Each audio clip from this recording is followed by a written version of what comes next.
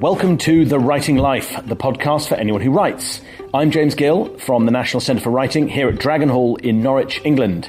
In this episode, I speak to novelist and creative writing lecturer Ian Nettleton to discuss how to structure a novel. Ian explains many of the devices and structural elements that can keep readers engaged and how to ensure your story becomes a page-turner. He also talks about some handy software that can help you structure your stories. Ian has been shortlisted for a number of prestigious awards, including those for his novels, The Last Migration and Out of Nowhere. He's also an associate lecturer in creative writing courses at Open University and works with the National Centre for Writing on a number of our own fantastic creative writing courses. This includes a brilliant series of short, self-paced courses on writing science fiction, which you can find on our website. As well as our short and self-paced courses, our 12-week tutored online writing courses are on sale now, and you can get 10% off if you book before July 3rd. We have courses in fiction, crime, memoir, historical fiction, creative non-fiction, and poetry. So head on over to the website, read more about the modules, and see which course would help you in your writing. It was as enjoyable as it was valuable talking to Ian, and we hope you find his insights useful in your writing. And so, without further ado, we bring you Ian Nettleton. From the very beginning, what exactly do we mean by structure, and what are we controlling and defining? There's a structure to any story. When we tell a story in a pub, we don't talk about going and brushing our teeth and going down and having some breakfast because no one's interested. There has to be a point to the story. So first of all, I guess, structure starts with an idea, I guess. You think, well, this is a story that will go somewhere, whether it's a short story or something that's longer. Beyond that, I mean, the novel is obviously more complex than a short story, but it doesn't necessarily have to cover a bigger time scheme. So structure, usually something disrupts talking in the basic terms, something disrupts the everyday. The equilibrium is disrupted. Call it a trigger or a catalyst, if you like. So something disrupts the everyday, and then you follow the journey of a character as they either try to regain control and deal with the circumstances. So the usual structure is that you start with a trigger, and then that disrupts the everyday, and then you have a character on something of a quest, and there are peaks and troughs, moments of drama, and then it relaxes at certain points. There are turning points, for example. So in my mind, again, as a non-published writer, as a hobby writer, we're saying that structure is not so much having, a load of pastry and a sausage and chopping it evenly into bits, and that's your story. Is that structure is in fact devices and moments? Is that what you're saying? Okay. So you've got your story, and then part of that structure is the call to action, and then the next part is the pivotal bit and the resolution and so on. Yeah, I suppose so. Yeah, I mean, personally, I don't tend to apply any sort of structure beyond an idea and sometimes a point that I'm moving towards. Different writers have different approaches. I mean, Stephen King said that he doesn't plot. I'm sure you're aware of. He says he creates a situation, puts his characters in that situation, and sees where it goes. A number of writers write that way, or have written that way. Brian Aldiss was the same. He said, "Why would I plot it? It's not going to be interesting to me. I'm telling myself the story, and so I'm discovering it as I go along." But different things work for different writers. Some people, they'll kind of come up with something like a treatment. So a treatment for a film is where you kind of write it out in prose form. And I know a number of writers who will give chapter breakdowns, so there'll just basically be a line for every chapter. I mean, the basic structure is the idea of a kind of climbing tension. And there might be peaks and troughs, but slowly moving towards a climax. And that's the same in a short story. It's the same in a scene. It should be anyway. Then there's the battle or whatever, the moment, the worst thing that could happen in the story. And then there's the resolution, and usually with some sort of reversal to surprise the reader. One of the things to bear in mind is what kind of novel you're writing. So if you're going to write a genre, then plot is very important. There's a kind of two types of novels, if you like, roughly speaking. One is the plot-driven novel, and then there's a character-driven novel. And the plot-driven novel tends to be more towards the genre and maybe more towards popular fiction. And there are definite expectations. The reader expects certain things. So in the whodunit, for example, well, it's there in the it's there whodunit. I mean, it's either there's a body and the mystery has to be solved. It's a working out of a puzzle. And so in a romance, two people meet. They don't fall in love straight away. You can tell there's something of interest between them, but there are obstacles, whether they're married or whatever, or they don't seem to like each other, but they're in conflict with themselves. or whatever. And then eventually, of course, we hope that they'll get together. What you want to do is, structure is useful in that sense, and with genre fiction, it gives you that kind of framework, which is great. If you move towards the more kind of character-based stories, I don't want to say necessarily literary fiction, but it tends to be that way, then there can be a loose plot, but it isn't quite as defined, not quite as definite. Nevertheless, readers tend to look for some sort of promise of a story. I think really that's what we're looking for in the end. It's always the promise of a story, back to that, when you're telling a story in a pub.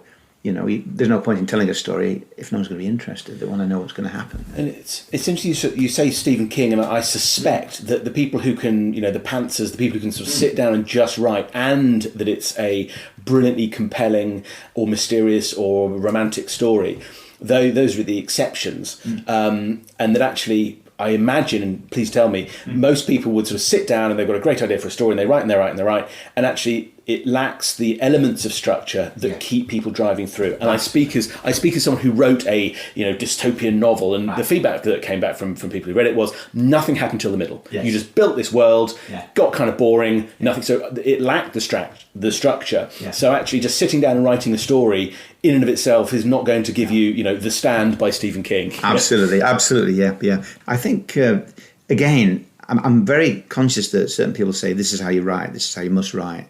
You need to have passion. If you haven't got passion, you're not a writer. If you don't need to write every day, and when you write, you need to approach it in this way and that way. And I don't think that's true. Every writer has their own way of writing. You just need to listen out to people, writers who have got advice that chimes with you. As far as structure is concerned, I think the first draft is you just get it down, I think, and that's not a bad idea at all. So my advice to you with your novel is you've been given the feedback, which is there's not enough narrative tension. There aren't enough raised questions to draw the reader further into the story, and that's not uncommon. But you've got the material, and that's great. A number of writers say once they've got that down, that's the hardest part in a way. Then you can start playing with that material. I think of it as dough or Play-Doh, it's been described as, and you start kind of moving it around. So yes, I think first draft probably, just don't stop yourself by worrying about the structure. Have it in mind, because you're going to save yourself more legwork later on. But when you come to a second draft, I mean, again, back to Stephen King, he says the first draft he has the door closed, that's for him. Second draft he has the door open, which means he gives it to a reader who he trusts, and then he's starting to think about the readership. A really good question to ask, I think, and I do ask this of students sometimes, is what do you look for as a reader? Write down all the things you look for as a reader, and then write a list of all the things you do as a writer. And often they're not really, they don't correspond. So why would you expect someone to read something that doesn't do what you expect it to do as a piece of fiction? So I think there are some hard questions to ask when it comes to second and third draft. And that's where structure, I think, comes in. It's interesting. It's sort of, again, we're mapping or bringing together the idea of you have this plot a story and some characters and the stuff that they do, and then on the other side is the slightly more mathematical, methodical processification, a horrible word, but and that's kind of where I feel like, how is it that we balance the two? You've got your story, and now you need to ensure that that it has a structure that will drive people through. So is it boring in the beginning, or is it you rush too much of this, or this character's not built up? So including elements of structure to make sure that it has a successful structure. What are those elements? You mentioned a few earlier, the sort of call to action, or there's a crisis. What are those elements, or key elements, do you think of a generic, if you like, structure? Things to include to ensure that you keep moving through. And actually, just one I heard recently was it's about, at the beginning of the book is about saying, here's the thing that the person wants to achieve, and then the rest of the book is about how they fail to achieve it, the things that are put in their way. And that I get a structure from that. I can kind of feel that. Yeah, I think actually that's a really good way of looking at it, because one thing we haven't really talked about is character, and character is absolutely key to any story. So I can't help but use some of the terms that they use when it comes to screenwriting, but a character usually has a want and a need. And want and need are key, because what a character wants isn't necessarily what they need. In fact, they are often in conflict. So, for example, a character wants to be rich, but what the character really needs is to find love or a family or something like that. I mean, if I can use a Hollywood film As an example, George Bailey in It's a Wonderful Life, which everyone watches at Christmas, he's in conflict because he wants to go off and... Sorry, I was getting emotional for some reason.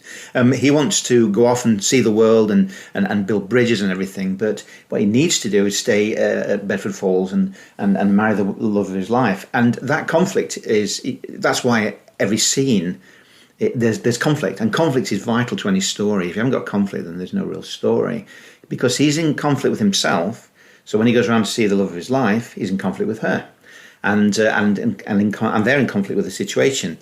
So you've got three kind of levels of conflict. So a character needs to want something and also has a need as well, and that should drive the story. And then of course you've got to have obstacles, you've got to have things that are in the way. And the idea of kind of making it mathematical, I just want to go back to that actually just briefly, because it's a little bit like dissecting an animal and to see how what makes it live, and of course you kill it at the same time. And I think you've got to be really careful that you don't do that with a piece of writing. But on the other hand, editing is really important. Well, let me put it this way. I think you start with every scene. Every scene needs to work on its own terms. Just go right back to that, I think. And if a scene works, then you can build from there. So whenever you're editing, I think you have one scene in front of you, and you make sure that that's got conflict. You make sure that a character wants something, there's a problem, there's an emotional element to the story. A character on their own isn't as interesting as having two characters together. So was it Chuck Palahniuk said this, that make sure you get a character with another character as soon as you can. And from that, you'll create a situation, and that will drive the story forward, because two characters mustn't want the same thing. They must be in conflict in what they want. For example, George Bailey and a female character, they want different things. She knows what he needs, but he doesn't know it, and he doesn't want to be in love with her. He wants to go away, and she wants him to admit that he loves. And so that's the conflict in that scene. By the end of the scene, he's admitted that he's in love with her, and that's great. But then, of course, the next scene should follow on from that. Well, what happens when they agree they're in love? Well, then, in this film, they get married, etc. So, as far as structure is concerned, if you start with each scene and make sure there's conflict in that, and that characters are in conflict and they're in conflict with the situation, then that should carry the story forward to the next scene. And hopefully the same will happen with the next scene. And then if you open that out, each scene, all these scenes add up to a chapter. Of course, then you've got to have an overview of the story as a whole. But I think if you start at in the what do you call it, micro level, then the macro level will kind of, to some degree, will take care of itself. It's a strange balancing act. Go on. I guess that's what Stephen King's doing. Now that you said that, I've never sort of thought, because it would seem to me utterly impossible to write a 1,200 word book without having that. But actually, if you write it on a chapter level, if each chapter works, then people will keep travelling through the book. So your structure kind of can only work almost if you take it at that level. And I love the metaphor of the dissection of the animal, because, like with sort of Frankenstein analogies, you can get a heart and a lung and a body and a spine and some arms, but it doesn't make life. No. And that's the thing. So you can over mathematicalize, over sciencify things. Yeah. But I think, again, for those of us who are not the Stephen Kings and Jean le Carrés or whoever, is that you'll need to at least compare, to bring those two things together to ensure that your story works structurally. Yeah. It's a kind of like focusing act, because you have to have the whole story in mind at some point. And also, actually, a piece of practical advice. I'm advertising here, but Scrivener is a brilliant tool for I don't know if you've used it. It's software, and you can put the whole novel into it, and you can break it up into scenes, and this is what I do. What my process is, I'll write in longhand, then I'll type it up, or these days I'll dictate it and then have to retype it, of course. Then I'll put it into Scrivener, and then I'll move it around. And you can actually see if you've got John has got a scene, then Mary's got a scene, then Diane's got a scene, and then Diana's got another scene, Diana's got another scene. Think, well, maybe I need to kind of put some other scenes in between. And so actually you're looking at it as a structure, and you're just moving it around. As long as the story makes linear sense, and you're moving back and forth, but it makes some sort of linear sense, then structurally, that is almost like a mathematical approach to it. Then you print it off and read it, and you realise it doesn't quite work. And then you have to put it back in again. But Scrivener is really useful as far as that's concerned. But it is a focusing act, because you don't want, again, that idea of being so mathematical that you can tell when a story is kind of procedural. You can tell when it's almost been written to a formula. Yeah, formula. And you can tell when a short story has. You can tell when a story it's so clean that there's kind of something, heart missing. I don't know what it is that's missing. So while you have that in mind, of course, it's immersing yourself in every single scene, and what's called heightening the drama in every single scene. As a new and a hobby writer, you can be sort of looking around on Google and seeing lots of various sort of ways or types of structure. So, for example, tell us a little bit about the three-act structure and how we might use that in writing. Okay. Well, I mean, the three-act structure is... it's the same as what's called the plot resolution model they use for screenwriting. I don't think everyone uses it for screenwriting, but it's the general one. It's the industry standard. Structure is very important when it comes to screenwriting. And that's what you do is you start again with a catalyst, something that breaks up the equilibrium, or stasis as it's called, in other words, the way the world is, and gets disrupted. If you were looking at it in screenplay terms, it's the first 15 minutes of the film. But what you do is you establish the characters and you establish the situation, genre, etc. And so the characters respond to the disruption of the catalyst that builds to what in screenplay terms is called the big event. And that it relates to novel writing as well. And that's usually about a quarter of the way into the story, if you like. The big event is where everything that's been established is then something happens. It's another turning point, and turning points are important in fiction, of course. That kicks us into the main body of the story, and that's the longest part, the second act. The second act is a build up of tension. There's usually a turning point, probably midway or partway through this, which is what's called the pinch, and the pinch is where a character has to commit.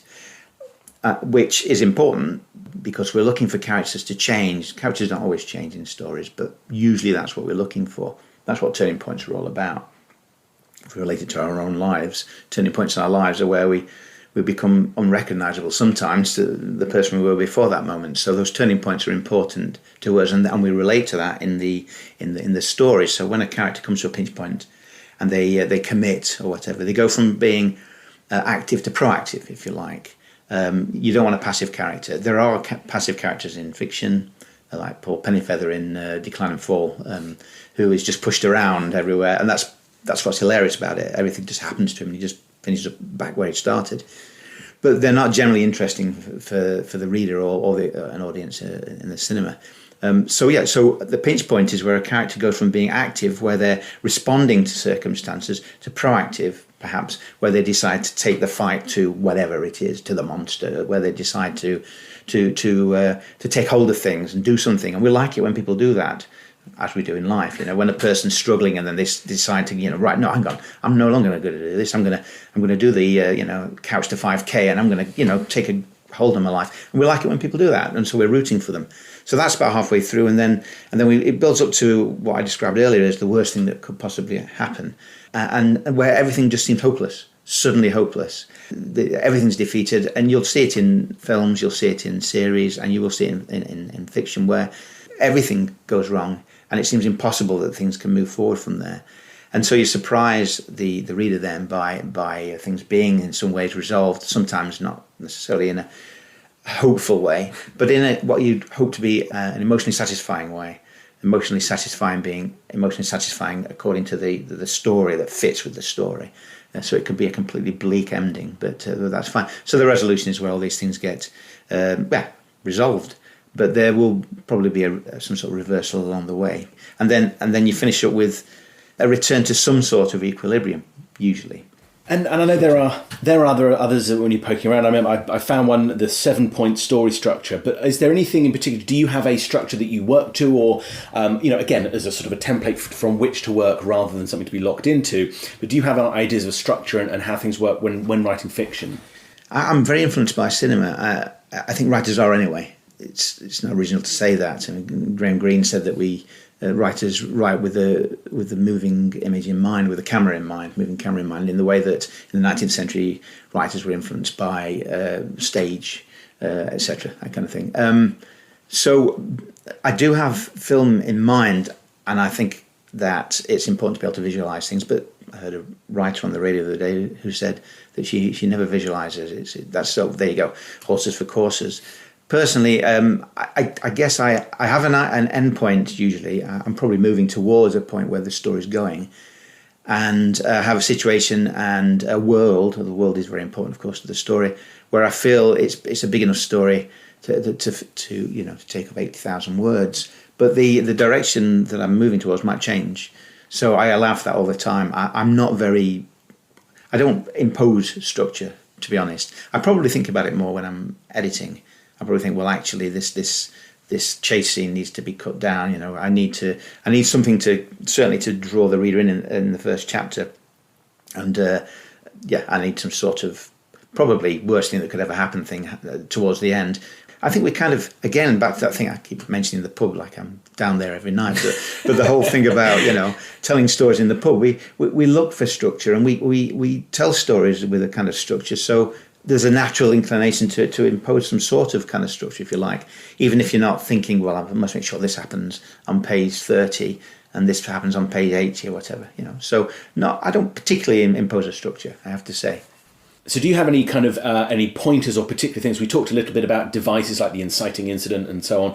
Do you have a sort of any others? Want to expand on that a little? There's not a lot more to add to that, but there's a kind of basic structure, if you like, that follows the kind of climb, intention, etc. that I've mentioned earlier. The outline that I usually give students is that you have a stasis, which is establishing the world of your story and its situation. And you can do that on the very first page. Look at Hamnet, for example. Something has already happened, something's changed as Hamnet walks through the house. But at the same time, you're establishing the everyday. So the everyday has been established, but at the same time, it's been disrupted. So stasis, establishing the world of your story. And then the trigger, that's the promise of events, and a story with legs, if you like, a story that's going to go somewhere. Promise is, it's interesting. It's a word I've heard used. It's important to set up early on in terms of a structure. Yeah. If the promise comes too late, then why am I even reading if I don't have a promise yet? Absolutely. I regularly read stories. I read stories all the time. I'm with the Open University and everything, and I'll read a story, and it's not unusual for me to get to halfway down page 2, and I'll suddenly go, suddenly when you're suddenly drawn into a story. That's where, looking at other writers, of course, read and see how the writers do it. Best way of learning it at all, of all. You don't have to come to my classes. There you go. Put me out of a job there, but read other writers and see how they do it. You need a promise of a story. I think a good example, one I use quite regularly, is if you imagine the beginning of a novel where there's a description of a seaside town, and you've got the characters coming down on the coaches, coming down for the bank holiday, and there's an aeroplane advertising something for the health. There are houses like a Victorian watercolour, and it's a beautiful description, but there's no promise of a story. That's it. Then, if you take that same story and begin with Hale knew before he'd been in Brighton 3 hours that they meant to murder him, with his inky fingers and his cynical attitude, you could tell that he didn't belong to the seaside town that you then describe, with the people coming down and the coaches and the aeroplane, etc. Now you think, well, I don't mind now reading this description, but there's a promise of a story. Hale knew they meant to murder him. Who's Hale? Who intends to murder him? Why do they intend to murder him? Are they going to succeed? There are some great first lines, beginnings of novels, that just say this is going to take you somewhere, and it's exciting. I know that Kingsley Amis said, if a gun hasn't gone off on the first page, I don't want to read it, which is great. And there you go. There's I don't know if you count him as a literary giant, but certainly, a man who's, very well regarded. And he said, I want a story. Tell me a story. So the trigger is, in his case, literally a trigger, is the means of drawing the reader in. It's exciting to think, well, hang on just a minute, what's going to happen next? We're always curious about what's going to happen next. So then you, after the trigger, I would say that you've got something that's called the quest. That's what's your character's desire. So back to character. How does that drive the story? Everything from Ulysses right the way through to to Gatsby. Gatsby arrives, and he wants to reclaim his past. The dream seems so real that he couldn't fail to grasp it. He didn't know that it was already behind him, etc. So this is the thing. He's in conflict with reality. The reality is that he can't get his past back, but he fights to, and of course it destroys him. Sorry, spoiler there. But if you haven't read it by now, I don't know what to say really. But there you go. So, but there's a quest. The quest doesn't have to be across the Monday Plains, but it's the desire, and that desire needs to be there. Surprise, there'll be surprises along the way, unexpected events, and these heighten the drama. When I write, I always ask the what if question, whether I'm writing a scene or whether I'm writing a chapter. I think, well, this can happen, but I remember Robert McKee saying when people are at the cinema, they are ahead of the screenwriter. They're always anticipating what's going to happen, and if they're anticipating what's going to happen and it happens, then they'll feel disappointed. So the what if question is where, and this is where you kind of make sure that structure doesn't get in the way. You have an idea where the story is going, but you ask yourself as you're writing it, how can I undermine my own expectations? How about this happening? How about that happening? And those unexpected things, those surprises for the writer become surprises for the reader, because the reader can't anticipate them any more than you can, and that's really exciting. That's why dreams are so great, because you don't know where they're going to go, and they're endlessly entertaining and perturbing. So surprises are really important, and so even if you're writing a piece of genre fiction, you still need to undermine the reader's expectations. You may take them to where they expect to go, but not in the way that they expect to get there. And I think that's really important. Actually, with genre, if you're, you can actually undermine the reader's expectations to a large extent. Something like, again, No Country for Old Men, where Cormac McCarthy plays with genre and uses it to illustrate his themes. So you're getting two things at once. I think, to my mind, the perfect novel is one that has got a really good, strong narrative pull, a great storyline, but one that is also so finely written, as I think No Country for Old Men is, and that there are then these unexpected moments, these surprises.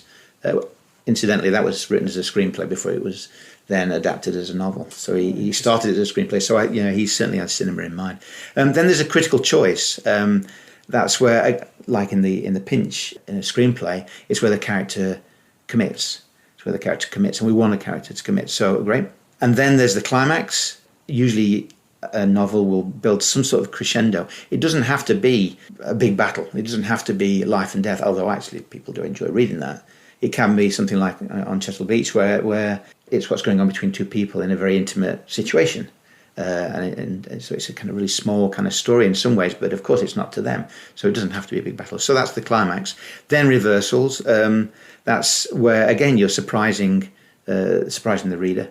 Tell us a bit more about reversal. I've seen this about, but I don't really know, because it would seem almost to suggest that you're going to undo your climax. What does reversal really mean in terms of, you get your epic battle or whatever it might be, or the romantic couple come together. What does the reversal mean as sort of structural? Yeah, reversal. I guess again I'm going to spoil Gatsby for you, but if you haven't read it, I mean, it's arguable that the climax to Gatsby is where everything goes wrong.